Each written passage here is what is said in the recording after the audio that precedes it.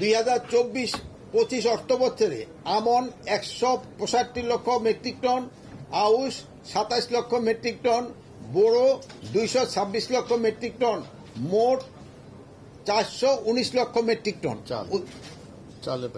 উৎপাদন হয়েছে। এর মধ্যে ফ্র্যাকশন আমি লক্ষ এগুলি বলি নাই, ফ্র্যাকশনটা। আলু 115 লক্ষ মেট্রিক টন, গম 10 লক্ষ মেট্রিক টন, ভুট্টা 73 লক্ষ মেট্রিক টন, পেঁয়াজ 44 লক্ষ মেট্রিক টন, রসুন 7 লক্ষ মেট্রিক টন, আদা 2 লক্ষ মেট্রিক টন, কাঁচামরিচ 16 লক্ষ মেট্রিক টন উৎপাদিত হয়েছে। এখানে আমি ওই ফ্র্যাকশনগুলি বলিনি। সারের বকেয়া ছিল 20,691 কোটি টাকা, যা আমরা যেই পুরাটা আমরা পরিশোধ করে দিয়েছি। এটা কিন্তু বিদেশের কাছে আমাদের একটা ঋণ ছিল। Plus international Islamic trade finance corporation BADC কে সার ক্রয়ে $200 মিলিয়ন ঋণ প্রদানে আগ্রহ প্রকাশ করছে। ইতিমধ্যে $100 মিলিয়ন ঋণ চুক্তি স্বাক্ষরিত হয়েছে। আমাদের সচিব মহোদয় আমরা গেছিলেন, এটা একটা নতুন আমাদের কিন্তু দিগন্ত উন্মোচন হয়েছে। প্লাস আপনারা জানেন যে এই কেমিক্যাল সার ব্যবহার বেশি করলে জমির যে টপ সয়েল এটা নষ্ট হয়ে যায়। এই জন্য আমরা জৈব সারের দিকে একটু বেশি আমরা জোর দিচ্ছি এবং ভবিষ্যতে এই কেমিক্যাল সার কমায় যেন জৈব সারে বেশি দেওয়া যায়, এই ব্যবস্থা করা হচ্ছে। তারপরে গত এক বছরে 2,646 কোটি টাকা ব্যয়ে 9টি প্রকল্প গ্রহণ হয়েছে, 3টি পরিমার্জন ও 2টি প্রকল্প বাতিল করা হয়েছে। এই যে অনেকগুলি প্রকল্প আমরা নিচ্ছি, আবার আমরা কিছু প্রকল্প যেটা আমরা বলছি যে এই মুহূর্তে আমাকে দরকার নেই, ওইগুলি আমরা কিছু কিছু প্রকল্প কিন্তু বাদও করে দিচ্ছি। শাক সবজি সংগ্রহের জন্য 100 মিনি কোল্ড স্টোর আপনাকে আমরা বলছিলাম, এই পর্যন্ত মনে হয় 24টা হয়ে গেছে। আমরা অক্টোবরের আগে আমরা মনে হয় 100 মিনি কোল্ড স্টোর হয়ে যাবে এবং আরো আবার আমরা একটা নতুন একটা প্রজেক্ট নিচ্ছি শাক সবজি সংরক্ষণ করার জন্য। আর প্লাস আমরা এয়ার ফ্লো মেশিন এবং আলুর জন্য বিশেষ ঘর, এগুলি আমরা কিন্তু ব্যবস্থা করতেছি। 8,000 তো হয়েছে এয়ার ফ্লো মেশিন।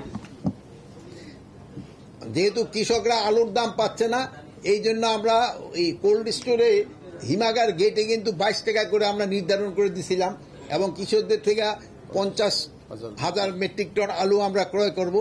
বাট এই ব্যবস্থাটা নেওয়ার পরেও কিন্তু আলুর দামে ওইরকম কোনো হেরফের হয় নাই। তো আমরা চাচ্ছি যে আলুর দামটা আরেকটু বাড়লে কৃষকরা কিছুটা উপকৃত হবে। আমাদের বিভিন্ন উন্নয়ন সহযোগীর সাথে 4টা এমওইউ স্বাক্ষরিত হয়েছে।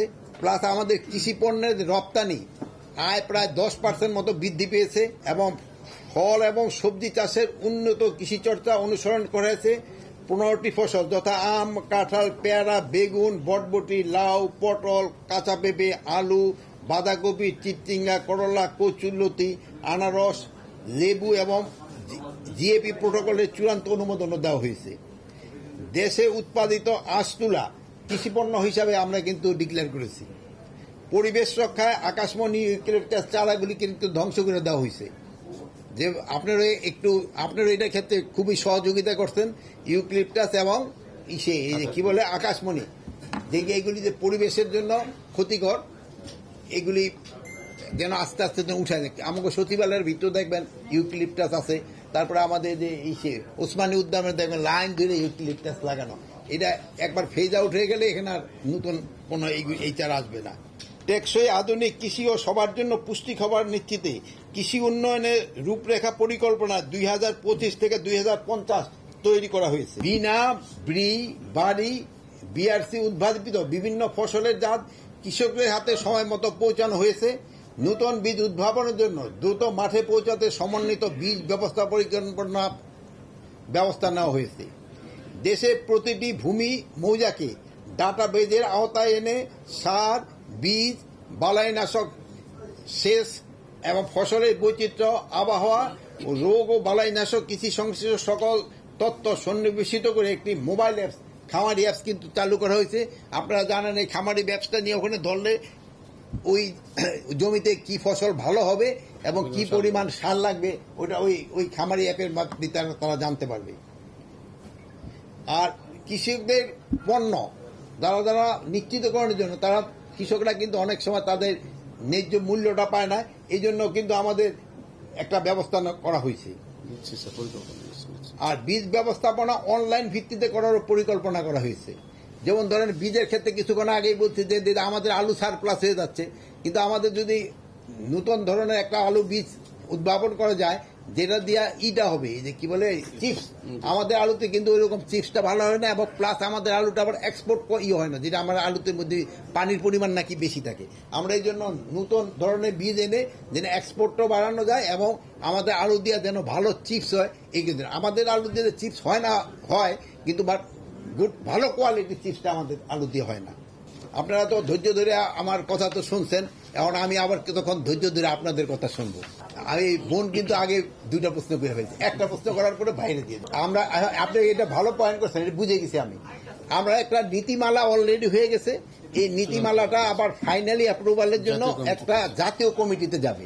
আপনারা জানেন আমাদের এইটার ভিতরে জাতীয় কমিটির শিল্প উপদেষ্টা থাকতে হয়, যেহেতু উনি বাইরে আছে। আমরা আগামী সপ্তাহের ভিতরেই আমরা এই মিটিংটা করে আমরা এই যে ওই চূড়ান্ত অনুমোদনটা দিয়ে দিব। এখানে আমরা এই সারের ডিলার ক্ষেত্রে আমরা বড় ধরনের একটা পরিবর্তন আনতে, পরিবর্তনটা যে সময় ডিক্লেয়ার করবো ওই সময়, সে সময় আবার আপনাকে ডাকবো, নাহলে তো আজকে সব শুনলে তো সেদিন আসবেন না, ওইগুলি দেখবেন ওই সময় বুঝতে পারবেন। আর দামের ক্ষেত্রে সারের কোনো দামই বাড়ানো হয় নাই, তবে সারের ক্ষেত্রে একটা সমস্যায় আমি কিছুক্ষণ আগেও বলছি, আপনার চিটাগাঙ্গেও আপনি বলে আসছি, আমাদের দেশে যে আরাকান আর্মি আছে, আরাকান আর্মির থেকে আমাদের ইয়াবা আসে, ইয়াবার পরিবর্তে আমাদের দেশ থেকে চাল, সার, তারপরে আপনার এই যে ঔষধ, তারপরে অন্যান্য প্রয়োজনীয় জিনিসপত্র চলে যায়। এই জন্য আমরা নেভি, কোস্টগার্ড এবং অন্যান্য আইন শৃঙ্খলা বাহিনীকে নির্দেশ দেওয়া হয়েছে, এবং আমাদের যারা ইসেরা আছে এই কৃষি মন্ত্রণালয়ের দায়িত্ব, তাদেরও নির্দেশ দেওয়া হয়েছে কোন অবস্থায়তে যেন এই সার, বিদেশি টাকায় কিনা সার কোন অবস্থায় যেন পাচার না হয়। এখানে ক্ষেত্রে আমাদের একটা সমস্যা হলো, দেখবেন বরগুনা জেলায় একটা এক্সাম্পল হিসেবে দেয়, বরগুনা জেলায় ধরেন 100 টন তার সার দরকার হয়, সে হয়তো 100 টনের দানায় 110 টন ডিমান্ড দিয়ে বসে। সে করবে আমার তো সার শর্ট পড়ে গেছে, আমি 100, কিন্তু তার লাগবে 100 টন, কিন্তু সে দিয়ে বলে 110 টন। এই ক্ষেত্রে কিন্তু ওই যে 10 টন আছে না, ওইগুলো কিন্তু পাচার হয়ে যায় পরে, কিন্তু সে বলবো যে আমি তো ওইটা পাই নাই। এই জন্য যার যতটুকু রিকোয়ারমেন্ট আমরা অতটুকুই দিব। সে যদি বলতেও থাকে যে আমার একটু বেশি দেন, যেহেতু বেশি দিলে ওই সারটা পাচার হয়ে যায়। আরেকটা স্যার হচ্ছে যে হয়তো এক ডিস্ট্রিক্টের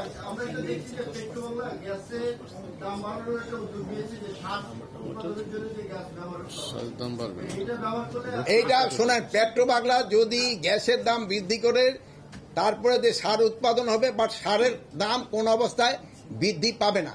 আমি অন্তত যতদিন আছি সারের মূল্য বৃদ্ধি পাবে না। হ্যাঁ, কৃষি জমি সুরক্ষার আইনটা হলো খুব একটা ভালো প্রশ্ন করছেন। এটা নিয়েও আমাদের কাজ প্রায় শেষ। এটা ভূমি মন্ত্রণালয়ের আন্ডারে হচ্ছে, এটা ভূমি উপদেষ্টা যে উনি এটা হলো সভাপতি। এটার ক্ষেত্রে আমরা নিয়ম করতে দিচ্ছি যে এটা জোনিং করা হচ্ছে, কোন জায়গায় 3 ফসল হয়, কোন জায়গায় 2 ফসল হয় এবং কোন জায়গায় 1 ফসল হয়। 3 ফসল এবং 2 ফসল এলাকায় কোনো অবস্থায় কোনো ধরনের কনস্ট্রাকশন করা যাবে না। হ্যাঁ, এখন বাদশাহী বলে কোন জায়গাটা, না না না, আপনি যদি স্পেসিফিক বললে আমি ওই অফিসারকে এখনই ধরবো। আমি আপনি কারেক্ট রিপোর্ট দিলে আমি ওই অফিসারকে ছাড় দিব না। না না, গণমাধ্যমে না, আমার স্পেসিফিক বলতে হবে, যেহেতু তার এগেস্টে অ্যাকশন নিতে হবে। মানে এই স্পেসিফিক বললে তার এগেস্টে আমি বিভাগীয় ব্যবস্থা নিব। স্যার একটু অনুমতি দেবেন, এটা নিয়ে একটু প্লিজ, একটু আমার কি হয়েছে, আমার এরকম একটা এক্সাম্পল বলেন। গণমাধ্যমে না, আপনারই তো গণমাধ্যম, বিভিন্ন গণমাধ্যম, এই সবাই তো রাখছি, আপনারও তো সব গণমাধ্যম, আমার কাছে তো আপনারই। আপনি স্পেসিফিক বলেন কার এরকম করেছে, সে হয়তো পয়সা খায়, ওখানে বেশি হয়ে জন্য বদলিয়ে গেছে, বলবে এইটা। আমাকে এরকম কোনো বদলিও করি নাই। আপনি দেখবেন কোন দুর্নীতিবাজে যে পানিশমেন্ট দিবেন, সেই সময় বিভিন্ন জায়গায় সে ঘোরাফেরা করবে, সে সময় সুফি সেজে যায় যে আমার মতো সুফি আর কেউ নাই, কিন্তু সে তার আবার ওই বাড়ির হিসাবটা যদি আবার নিতেন, দেখে তার বিল্ডিং তরতর করে উঠে গেছে। একটু যদি স্যার অনুমতি নেই বলি, সারের বিষয়টা নিয়ে আমার একটু ব্যাখ্যা করা প্রয়োজন। আসলে যেটা বলেন যে সারের সংকট বা সারের কমতি আছে, বিষয়টা ঠিক না। এই জন্য যদি টাকা দিলে বেশি সার পাওয়া যায়, তার মানে কিন্তু সার অ্যাভেলেবল, সিস্টেমের মধ্যে কিছু অব্যবস্থাপনার বিষয়টা আমরা আমাদের দৃষ্টিতে, যেমনটা হচ্ছে যে খুচরা বিক্রেতা তারা আবার আরেক জায়গায় নিয়ে যাচ্ছে, এরকম কিছু অব্যবস্থাপনা যেটা স্যার বললেন। আরেকটা হচ্ছে এক ডিস্ট্রিক্টের সার কোনো কারণে যেখানে ডিমান্ড কখনো কখনো চলে আসছে, সেটা নিয়ে আমরা কড়া নজরদারি রাখছি। কিন্তু সার পর্যাপ্ত আছে। আগামী পুরা মৌসুমের যত সার প্রয়োজন আমাদের কাছে অলরেডি দেশের ভিতরেই আগামী ডিসেম্বর পর্যন্ত যে পরিমাণ সার লাগে সবটাই আছে, এবং তারপরের জন্য চলমান প্রক্রিয়ার মধ্যে দিয়ে সার আসছে। সারের কোনো সংকট হওয়ার কোনো কারণ নাই, কিন্তু কিছু সিস্টেমের কারণ হচ্ছে, যেটা যে ডিলারশিপের যে নতুন নীতিমালাটা আসছে, আমাদের মাননীয় উপদেষ্টা এটা বললেন, এটা যখন আমরা করে ফেলবো নতুন ডিলার নিয়োগ হয়ে যাবে, আর তখন কিন্তু খুচরা বিক্রেতা বলে কিছু থাকবে না, যেটা ডিটেল হয়তো পরবর্তীতে আমরা বলবো, অত ডিটেল আজকে হয়তো। আর ওই যে ওইটাও বলে দেন যে সৌদি আরবের সাথে দাম কত টাকা আর সারের আমরা যেটা করেছি যে আগে যেটা মানে সারের যে ডলারের যে সংকটগুলো ছিল সেটা তো এখন আমাদের আর আল্লাহর রহমতে নাই, কিন্তু কোনো কারণে যদি কখনো ডলারে কোনো গ্যাপ থাকে সেটা যাতে আর না কোনো সমস্যা ক্রিয়েট হয়, সেজন্য আমরা ওই আইটিএফসির সাথে একটা চুক্তি করেছি, তারা আমাদেরকে $200 মিলিয়ন দিবে। মানে আমরা যখন ডিমান্ড করব তখন আমরা টাকাটা পাবো, পরে আমরা সরকার সেটাকে। আর প্লাস আমাদের জিএপি আগে হলো সোর্স ছিল হলো মরক্কো আমরা অনেকগুলো আর টিউনিশিয়া, এই জন্য আমরা এটার কিন্তু সোর্সও বাড়িয়েছি। আমরা এখন G2G বেসিসে আনছি। আমরা মানে আরেকটা যেটা বড় বিষয়, আমরা হয়তো প্রাইভেট সেক্টরের উপরে ডিপেন্ডেন্সি কমাচ্ছি।